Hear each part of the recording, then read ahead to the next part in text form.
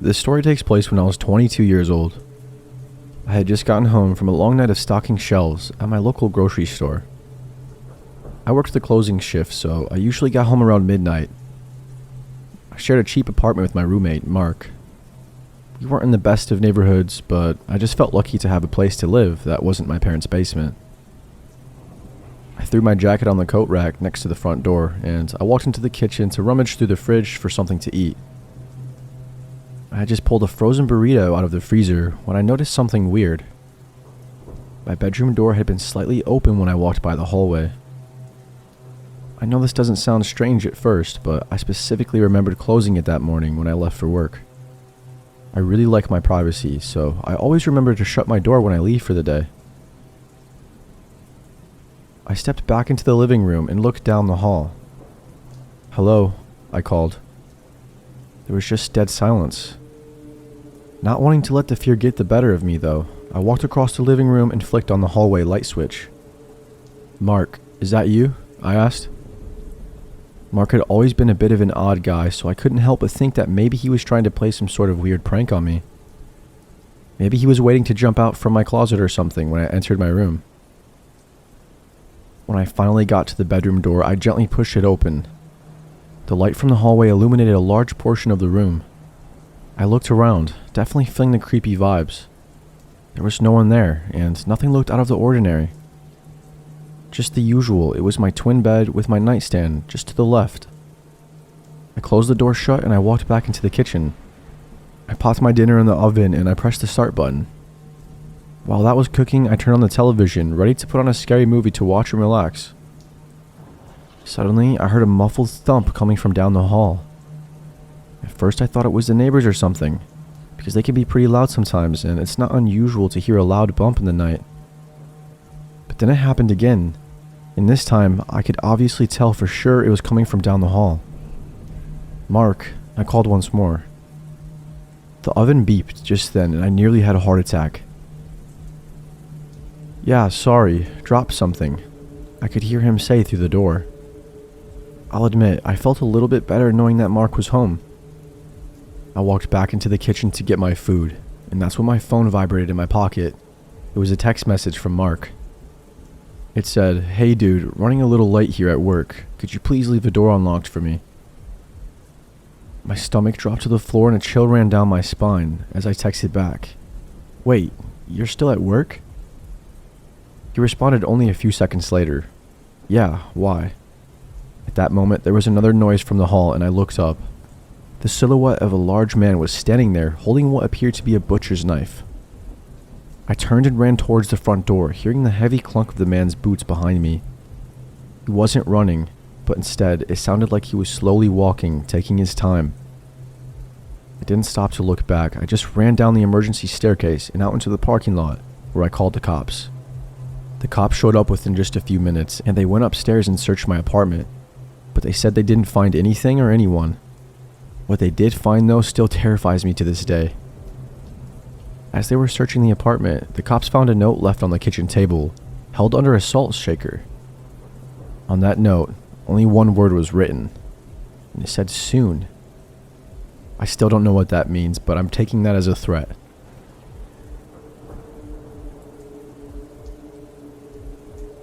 I'm an 18-year-old man who's currently taking a gap year from college, so I can make money in the meantime.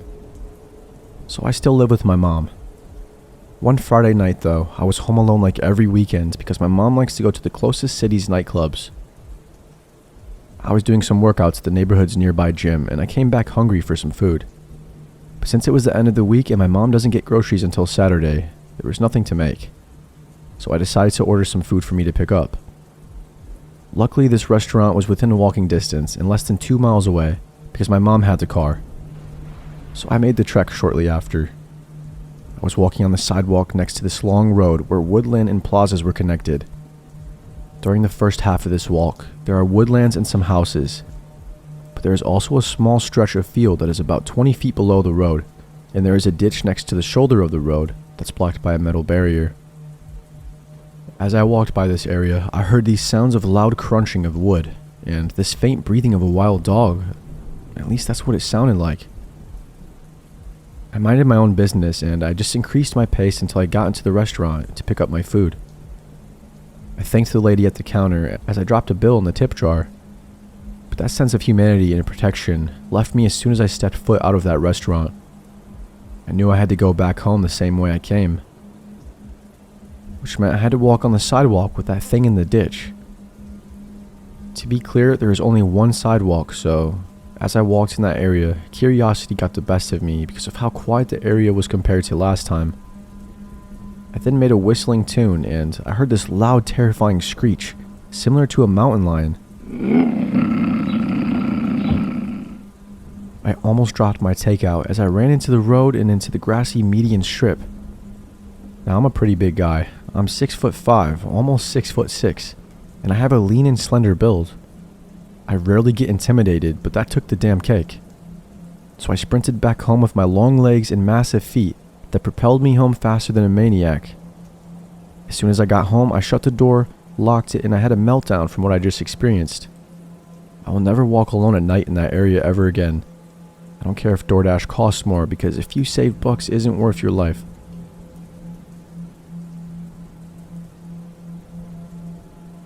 So a little background here. My father was in the Army for 21 years and he was retired.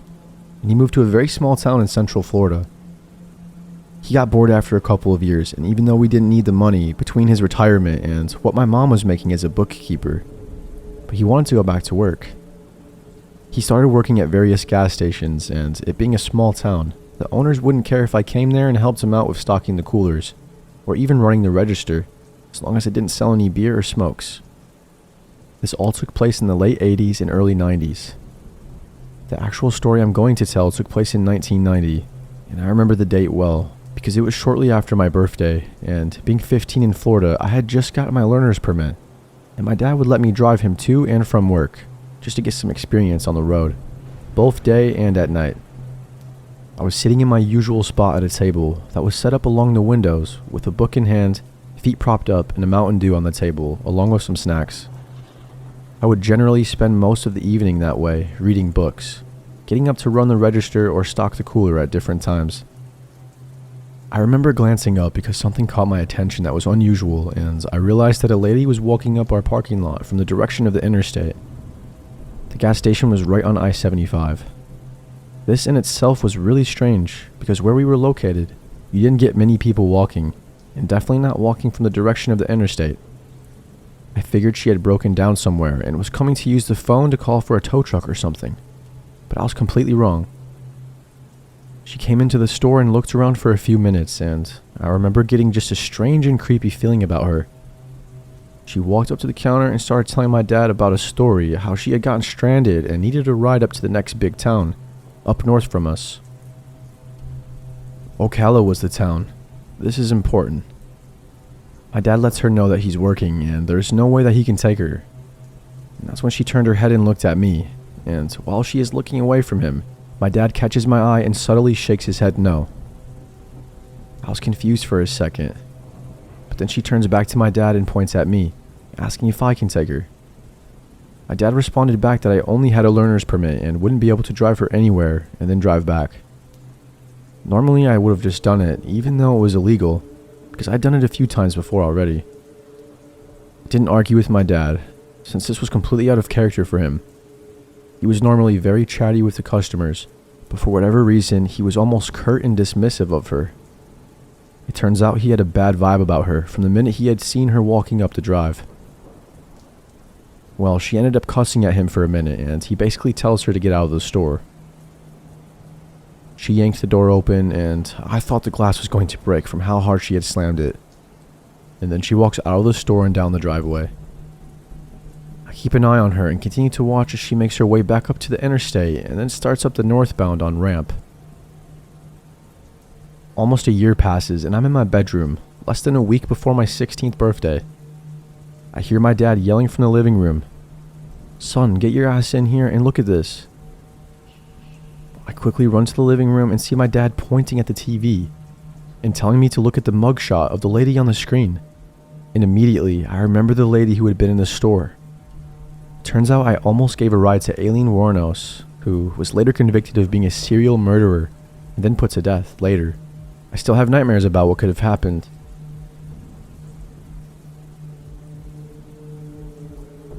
For a little bit of background here, growing up, I used to go with my mom to work sometimes because she occasionally couldn't find a babysitter.